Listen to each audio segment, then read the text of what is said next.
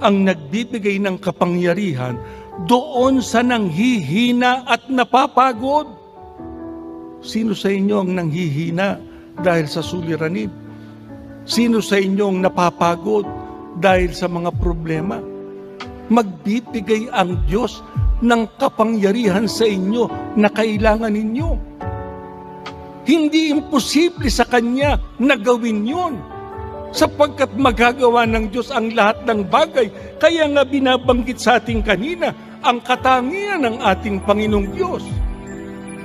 Sa makatwid, kung kailangan natin ng kalakasan, matatamo natin sa ating Panginoon. Walang imposible sa mga iglesia ni Kristo na mananalig at sasampalataya sa Panginoong Diyos. Pagka ang Diyos at ang ating Panginoong Kristo ay nasa ating buhay, ang lahat ng yan malalampasan natin.